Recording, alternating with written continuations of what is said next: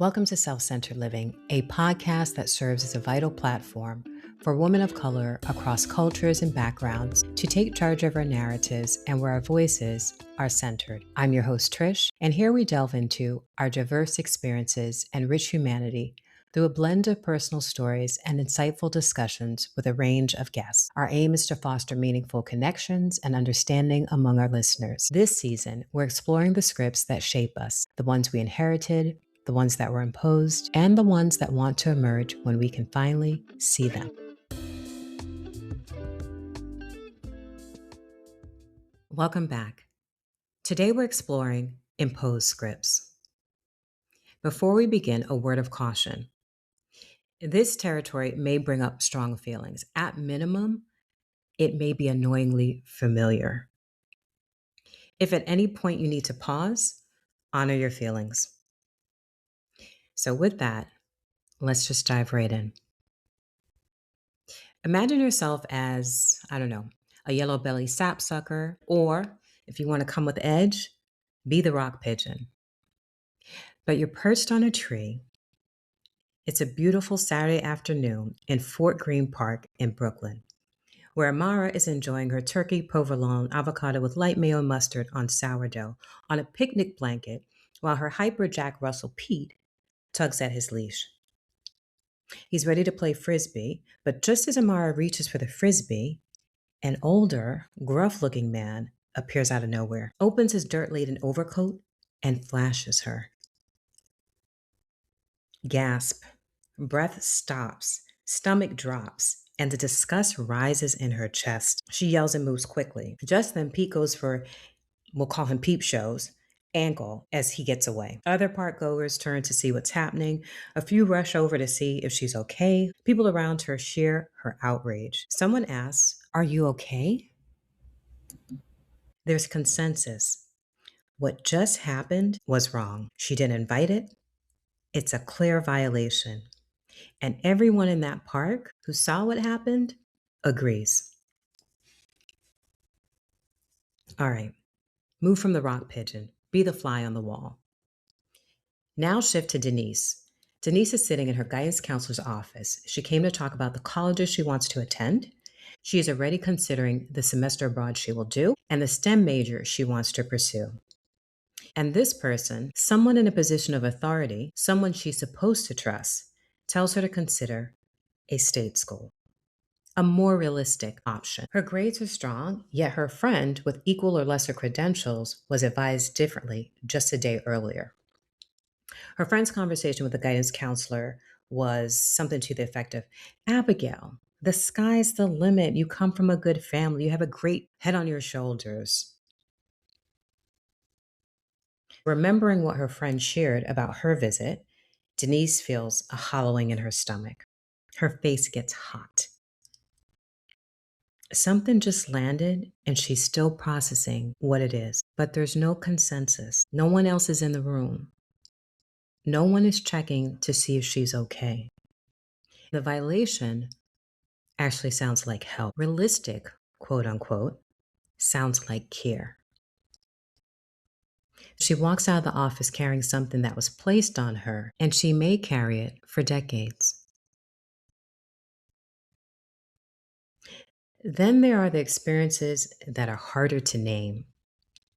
You give the character whatever name you choose, or you fill into the examples. The meeting where an idea is passed over and then repeated by someone else to applause. The compliment that feels like the backhanded slight. "You're so articulate," as if surprised. The room where you notice you're the only one not being addressed. You feel it. Something is off. You feel it in your stomach. It may be in the tightness of your throat, but you can't point to a single moment because it's not a moment. It's an accumulation. Here's what makes it an imposed script. Your livelihood, your reputation, your belonging in that room depends on you taking it.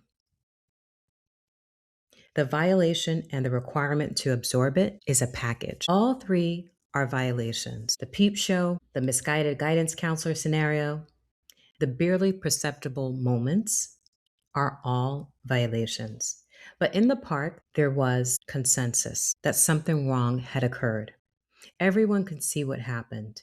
There was support, there was acknowledgement. With an imposed script, you may be the only one in the room who recognizes it as a violation. And that isolation is part of how the imposed scripts function. The bias may be shared by the institution, the stereotype might be held by a majority, the standard established by a group. Everyone else in the room may agree with the script, which means you carry both the weight of what was placed on you and the burden of being the only one who can see it for what it is. None of it arrived with your agreement. It was forced, not asked, not negotiated, not consented to. That is what makes it a violation to your whole person. In those moments, wouldn't it be great if some hyper Jack Russell, some Pete jumped in and went for the ankles of the numerous baseless assessments assigned to you, baseless assessments about who you are? An imposed script is something placed on you without your consent by the world outside of your family, by institutions, systems, environments, and people who decided who you were and what you were capable of without consulting you. They arrive as assumptions, assertions, policies, standards. They may be referred to as quote unquote realistic, all created without your prior input or consideration. They are not about your well being. They are not designed for your growth. They exist to serve a system, an institution, or a person whose advantage depends on defining you narrowly.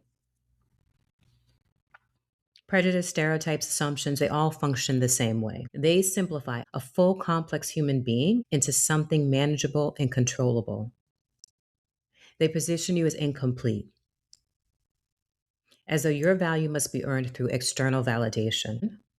The person receiving the imposition carries the weight while the person imposing it rarely faces consequence or seeks to understand the impact of what they imposed. Further, imposed scripts also create their own evidence. When someone decides you're not capable and withholds an opportunity to prove otherwise, your lack of opportunity appears to confirm their original assumption. The script didn't predict the outcome. It's not a prophecy. It's manufactured. The script manufactured it. The most insidious part, imposed scripts can feel internalized. You start to believe they originate with you. The pressure to perform, to modulate, to over-prepare, to never be caught off guard, it starts to feel like your personality. The external pressure over time became the internal wiring. That is the design. The script positions you as lacking rather than recognizing you as a whole person capable of creating and leading from your own expression. Worth considering is the power dynamics at play. Some imposed scripts come from people who hold power over your livelihood, your housing, your safety. You may not be able to leave the job tomorrow. You may not be able to leave the relationship. You may not be able to leave town this year. That doesn't mean you have to accept the script as truth. Here's where having a practice becomes important. The practice, and it is a practice, is to tell yourself your truth often. Tell yourself your truth often. Consider what else you can do to keep you firmly grounded in your truth. You hold your truth internally and surround yourself with people who reinforce it until you're in a position to fully reject what was placed on you. I know some of you are like, nah, that's giving in. That's not resignation. That's strategy.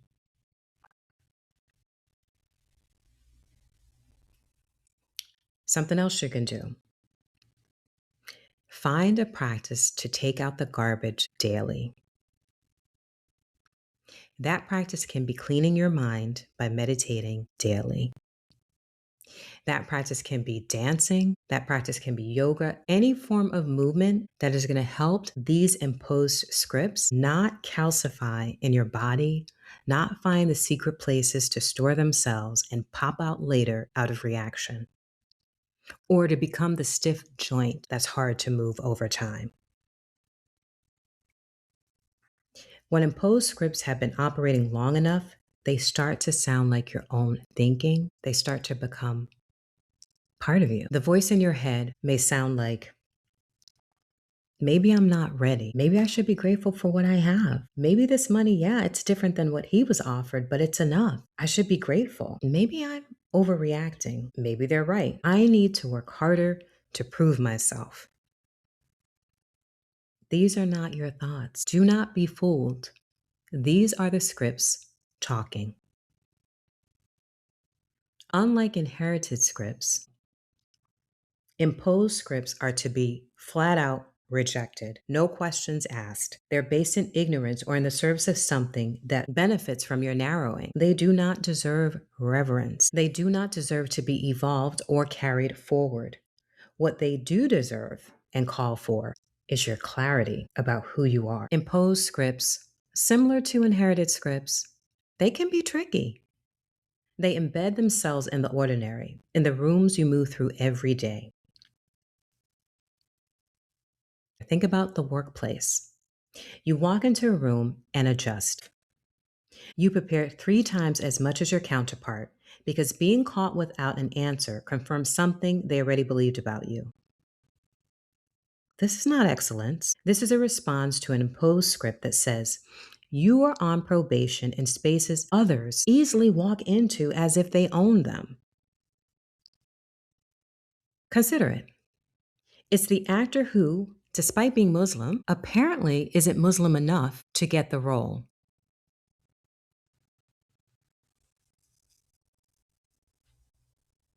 Then there's the healthcare experience. You describe your symptoms, and they are minimized. Your pain is undertreated. Your knowledge of your own body is overridden by someone who spent 4 minutes with you in a room and a chapter in medical school on your health. So you leave wondering whether you are being dramatic. It's that wondering that is the imposed script doing its work. It has you questioning your own experience. The dismissal may be direct or subtle, but the feeling is the same. You were not believed. Your body was not trusted to report its own condition. It doesn't stop when you step out of the workspace. It doesn't stop when you step outside of the doctor's office. Consider the relationship where your competence becomes intimidating. Your clarity becomes too much. You're told that you have high standards as if that is a problem to solve rather than a quality to respect. Or the opposite. You are exoticized, fetishized, reduced to curiosity rather than met as a full person. Either direction, the imposed script has already decided who you are based on appearance and certainly founded in ignorance. Across all of these, you know the feeling.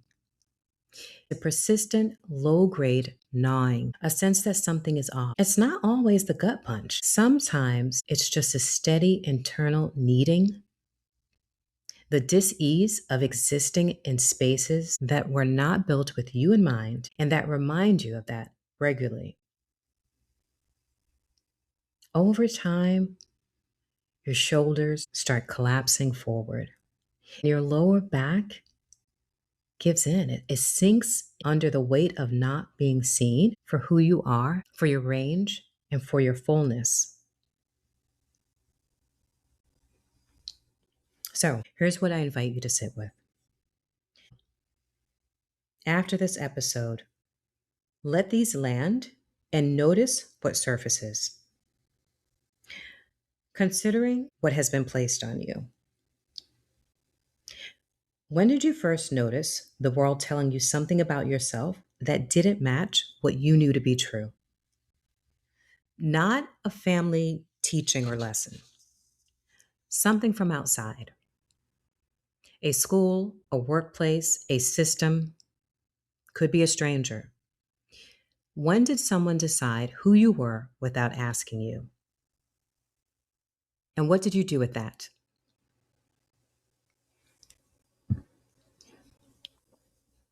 Considering what you've absorbed, is there something you do, the way you prepare, the way you present yourself, the way you hold back, that you've always thought of as discipline or professionalism, but it might actually be a response to something that was placed on you?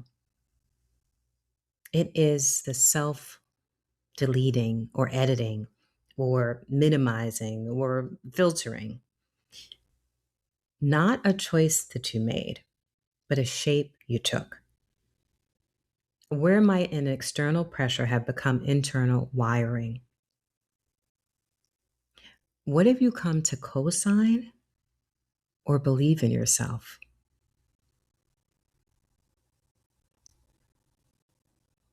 And on the energy it takes, how much of your daily energy goes toward navigating imposed scripts, the adjusting, the modulating, the performing, the proving? Not the work itself, the layer on top of the work that has nothing to do with your actual capability and everything to do with how you're being perceived. What would you have access to if that energy freed? And here's where it starts to get good. Is there an imposed script you've already rejected? A moment where you said, nope, that's not mine. That does not describe me, and I will not carry it. What made that possible? What shifted? And is there another one you're ready to retire?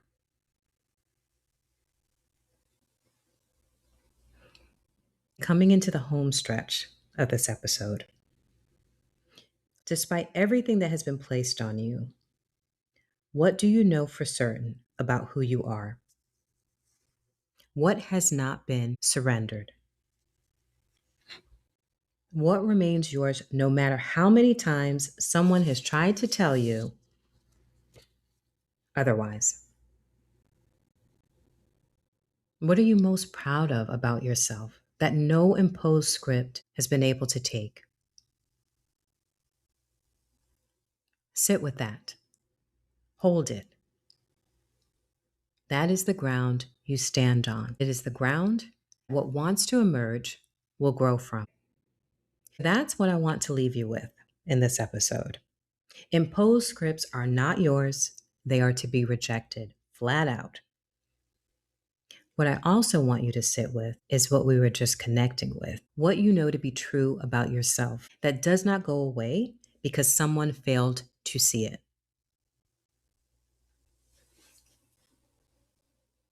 As you listen to the conversations ahead, bring what we talked about in this episode with you. Our guests share their experiences and what have shaped them, giving you the opportunity to practice identifying how scripts operate. Notice what feels familiar, not to judge, not to label, just notice. And pay attention to the moments where something in their story stirs something in yours. The moments where they chose to reject what was placed on them and reach for something truer. So, stay with us.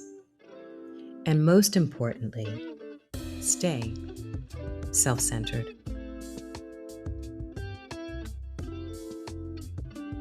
Thank you for joining me for this episode of Self-Centered Living. Come back next week as we continue exploring what shapes us and what wants to emerge. Our music is by Ketsu. Information on our participants can be found in the show notes. You can find me at selfcenteredliving.com. Take care until then.